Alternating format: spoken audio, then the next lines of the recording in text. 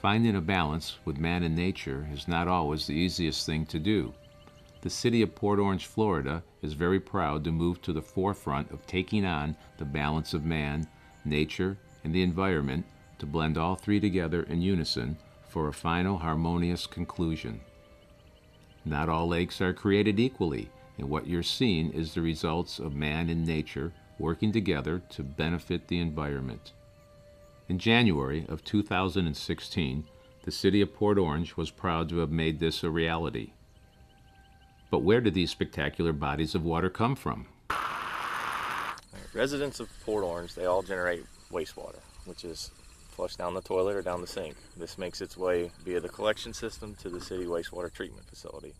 There we provide high-level disinfection treatment, and when the water leaves our facility, it can go a number of places. It can go to storage tanks located within the city. It can make its way out to the reclaimed lakes where it's stored, and it can be harvested later for use for reclaim for irrigation. The conception came in 1998, and the first dirt came out in 2003. This 3 million gallon tank behind me was part of the project, and the filter system was the last bit of the project. The filter project was first designed in 2013. The project started in 2015, and it was completed January of 2016.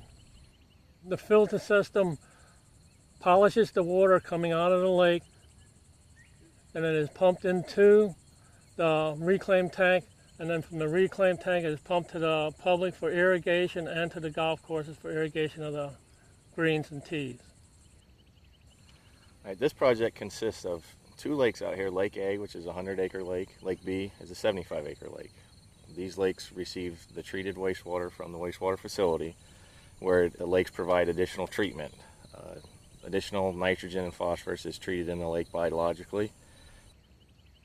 We have 11 solar bees total in the lakes out here.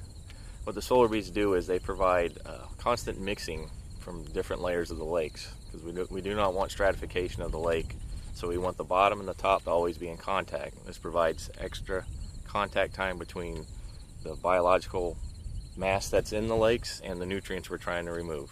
And the solar bees are completely green, they're solar powered and require no electricity. When we need to harvest the water out of the reclaimed lakes, we harvest it via an intake structure. It's pumped there through the filter, and then it's filtered and it goes back into the reclaimed tank, at which time it's then pumped back to the public during demand. Right, the negative impacts of discharging nitrogen or phosphorus to any receiving water is a increased presence of algae blooms or the depletion of oxygen in the receiving water. When we discharge these lakes out here, it provides enough time to be biologically treated by the lakes with the help of the solar bees. So if discharge is needed out here to the receiving wetland, we have drastically reduced the nitrogen and phosphorus loading on the environment. Getting the city off the Halifax River with our effluent and bringing it out here to our outfall that we just put in, to go into the wetlands that were burned out from the 1998 firestorm. The seasonal aspect of reclaimed water production means that there is more reclaimed water, more effluent available during the wet season than during the dry. In this manner, more water can be stored in the reservoir during the wet season and recovered for irrigation during the dry periods. Now, the excess water that is not used for irrigation is available for recharge to the aquifer. The Reservoir project was conceived in the late 90s as a means of recovering additional reclaimed water that was otherwise discharged to the Halifax River. Where I'm standing at the city's water reclamation facility is immediately adjacent to the Halifax drainage canal. The city has the ability to pull stormwater out of the canal, filter it, and put it into the reclaimed water supply during periods of high rainfall. So first and foremost, the city of Port Orange is leading the way for reclaimed water use, for stormwater harvesting, storage, and alternative water supplies. And the thing that makes this so unique is this city is at least a decade ahead of not only their peers, communities of similar size, but ahead of the big boys.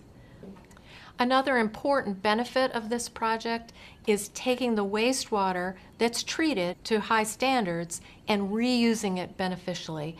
That saves water from the aquifer. It provides irrigation water.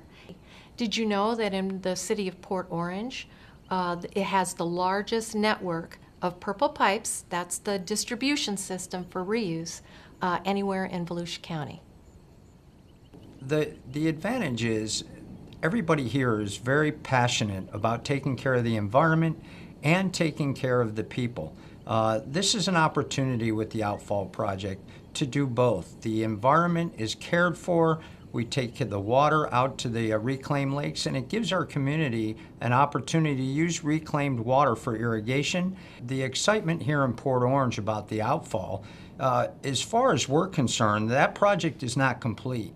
We have built a man-made, now turning into a natural ecosystem out there. This project is a great, forward-thinking, innovative project, and I invite all sister cities in Volusia County, in the state, anywhere in the nation that have concern about their precious water systems to come on out, take a look at what we did, maybe observe some best practices, take them home, put them to use. With the completion of the Reclaimed Water Reservoir Outfall and Filtration Project, Port Orange will not rest on these achievements. Now they turn to the future and how these lakes have the potential to be used for many things to benefit the city.